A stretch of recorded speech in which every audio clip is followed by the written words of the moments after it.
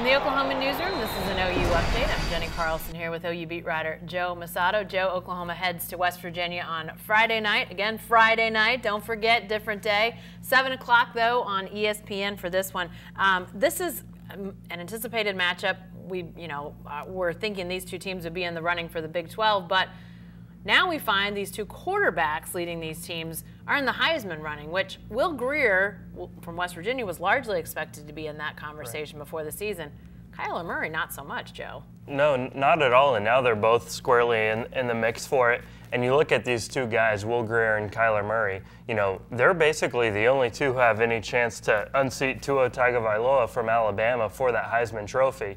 And, you compare the stats, and Kyler Murray leads in almost every category, but this game could be the difference. I mean, it's a play-in game for the Big 12 title game, but it's also maybe a play-in game to be that next guy who either finishes second or has a chance to win the Heisman. Well, when you look at the numbers, I mean, Alabama's been in so many blowouts that Tua hasn't played as many quarters, as many snaps as these other guys.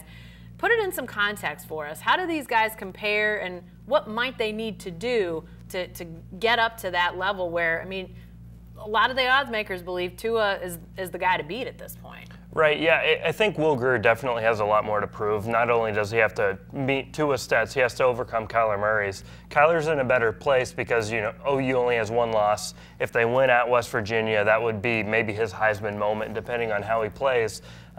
But overall, Kyler's counting stats are largely better because Tua's hardly played in the fourth quarter because Alabama has been in so many blowout games.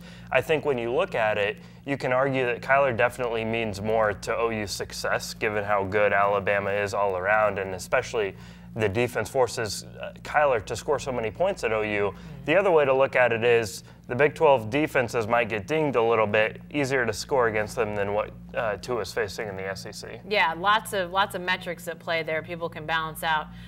Do you feel like when all is said and done and they hand out the invitations to New York for the finalists, are Will Grier and Kyler Murray likely to be among the finalists for the Heisman? I think so. I think this game's pretty important for that. I mean, at this point, I would be pretty shocked if Kyler wasn't invited. I think Will Grier is less likely to get invited if West Virginia loses this game. But you're looking at two guys that are right in the mix of it. They're, top 5 in almost every passing category, quarterback rating, completion percentage, yards per pass. They're putting up some crazy numbers. And in a year when, there's one clear front runner and then maybe some questions behind that, I think these two guys are right in there. Well, and there's just not an obvious wide receiver or running back. I mean, Bryce Love was a guy that was a finalist a year ago at Stanford.